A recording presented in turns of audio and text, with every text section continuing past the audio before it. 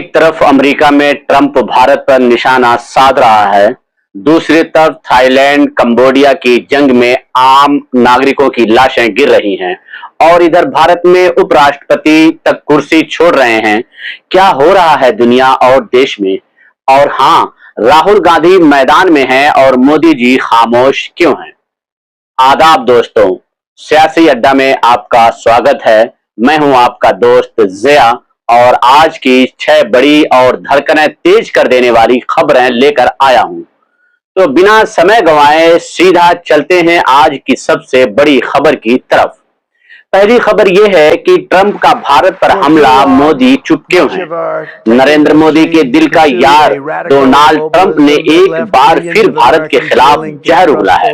Trump ने खुलेआम कहा है कि अमेरिका की टेक कंपनियां भारत में नौकरी देना बंद करें। मतलब सीधी सी बात कि भारत के नौजवानों को नौकरी मत दो। अब सवाल ये है कि जिस ट्रंप को मोदी जी ने अब की बार ट्रंप सरकार का नारा दिया था, वही आज भारत के मेहनती जनता पर वार कर रहा है और मोदी जी खामोश हैं। क्या यही विश्व गुरु बनने का रास्ता है? क्या मोदी जी ट्रंप से डरते हैं? क्या भारत की गरिमा का कोई मोल नहीं रहा? ये कोई सामान्य बयान नहीं है, ये भारत की प्रतिभा पर हमला है। जवाब चाहिए मोदी जी। दूसरी खबर यह है कि थाईलैंड कंबोडिया की जंग, आम जनता तबाह, दक्षिण एशिया सुलग रहा है। कंबोडिया ने थाईलैंड के सिसाकेत प्रांत पर BM-21 रॉकेट दाग दिए हैं। अब तक 20 से ज्यादा नागरिक मारे जा चुके हैं और ये गिनती हर घंटे बढ़ रही है। जो लोग कल तक अपने बच्चों के साथ खाना खा रहे थे, आज लाश बन चुके हैं। दुनिया देख रही है लेकिन रोकने वाला कोई नहीं। कहीं ये आग भारत की सीमाओं तक न पहुंच जाए। ये केवल एक सीमा संघर्ष नहीं, ये चेतावनी है कि एशिया अशांत हो रहा है।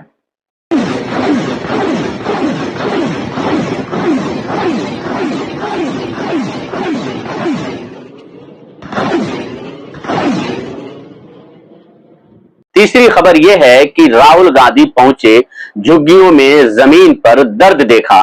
जहां सरकार बुलडोजर चला रही है, वहां राहुल गांधी लोगों का दर्द बांट रहे हैं। डीडीए ने अशोक विहार और वजीरपुर में 500 से ज्यादा झुग्गियां तोड़ी और उसी मलबे के ऊपर राहुल गांधी पहुंचे। उन्होंने पीड़ितों से मुलाकात की, उनकी आंखों में आंसू देखे और सिसकती उम्मीदें सुनी। सवाल यह है कि डीडीए क्या केवल अमीरों के लिए दिल्ली बना रहा है? क्या गरीबों की बस्ती अब दिल्ली के लिए बोझ बन चुकी है? राहुल गांधी ने सिर्फ बात नहीं की, उन्होंने जमीनी हकीकत को छुआ।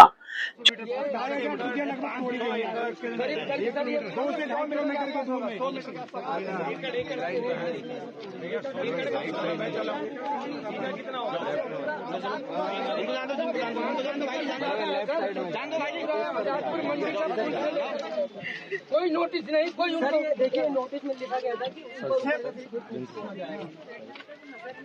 ये 40 मीटर तक अंदर तक तोड़ दिया गया है। तो उधर ज्यादा तोड़ रखे हैं सर। एक बुजुर्ग आदमी सर दब कर पड़ा है। कितने एकड़ की ये सर बहुत लंबी है, 4-5 हजार तोड़ी इन्होंने। चौथी खबर यह है कि बीजेपी और इलेक्शन कमीशन की जुगलबंदी, राहुल गांधी का हमला। राहुल गांधी ने सीधा हमला बोला कि बीजेपी और चुनाव आयोग अब एक हो चुके हैं।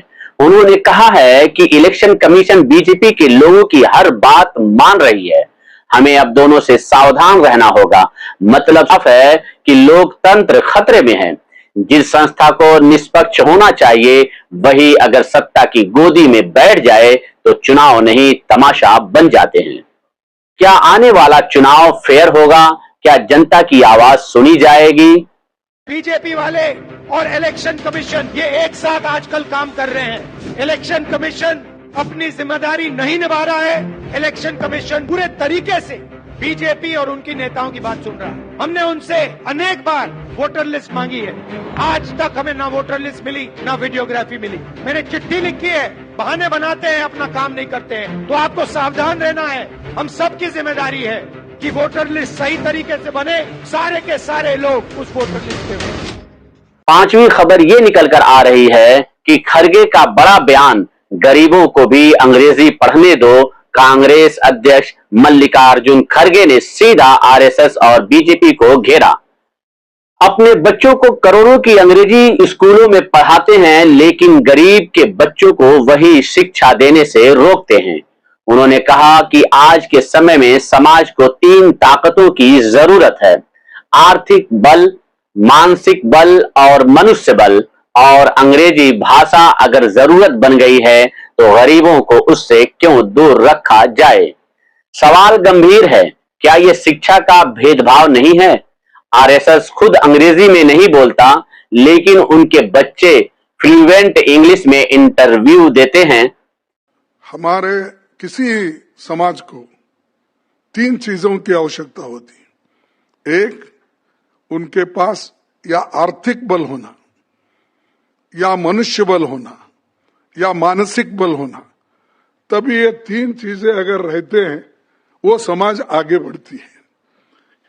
अगर आप अभी इंग्लिश की बात करें तो इंग्लिश एजुकेशन ऐसा हो गया है, इस जमाने में नेसेसिटी बन गई है। और वो नेसेसिटी जो एसेंशियल है, जो नेसेसिटी है, वही चीज को अगर हम आगे नहीं बढ़ाएंगे तो बड़ा मुश्किल होता है। जब मैं एजुकेशन मिनिस्टर था 75 में, मैंने इंग्लिश मीडियम स्कूल खोलने का इरादा किया सरकार की तरफ से, या प्राइवेट को भी मैं देता था, कंडीशन डाल के 50% SC ST weaker section, 50% others जो हैं उनको इंग्लिश में। तो पूरा कर्नाटक के ये सब लैंग्वेज बेस्ड जो ऑर्गेनाइजेशंस है वो एजिटेशन करने शुरू करे। ये कन्नड़ा विरोधी है, ये कन्नड़े के खिलाफ है, ये हमारा नहीं है, वो बोल के सब लोग जाकर गवर्नर के पास मेरी शिकायत करे। जो हमारे उस वक्त ये थे उमाशंकर दीक्षित जी, तो वो उनके पास जाके शिकायत करे। और उन्होंने मुझे बुला के बोला, मल्लिकार्जुन तुम एजुकेशन बर्बाद कर रहे हो। क्यों साहब? नहीं, आप इंग्लिश पढ़ाने की कोशिश कर रहे हैं गवर्नमेंट के पैसे में। ये कैसा होता? जिसके पास पैसा है वो जाएंगे, कॉन्वेंट स्कूल है, वो है, ये है। अब मैं चुप बैठा, मैं ज्यादा उनसे आर्ग्यू नहीं कर सकता था। तब मैं बाद में बोला, नहीं ये इसलिए कर रहा हूँ साहब, जो इंग्लिश मीडियम के लोग बच्चों को ज्यादा नौकरियां मिल रहे हैं और वो फॉरेन भी जाने का जो स्कॉलरशिप है वो भी मिल रहा है, इसीलिए उनको देना जरूरी है। तो हमारे माइंड में भी ऐसा है चंद लोगों के कि इंग्लिश खुद के बच्चे पढ़ना, लेकिन दूसरों के बच्चों को चांस नहीं देना पढ़ने के लिए। कोई अरे कोशिश करता ही नहीं, अगर करे तो उसकी क्या आवश्यकता है।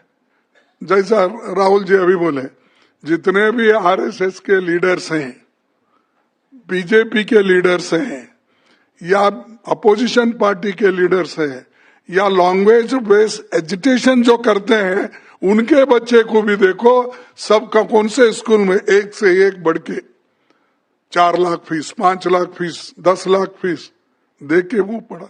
अरे आप अपने बच्चों को पढ़ाते हैं, अगर गवर्नमेंट से गरीब लोगों को पढ़ाया जाएगा तो नुकसान क्या है? उसका फायदा तो होगा, लेकिन वो मंशा नहीं है। और ये कॉम्प्रिहेंसिव जो सामाजिक, आर्थिक और शैक्षणिक आपको मिला है, ये बहुत बड़ी बात है।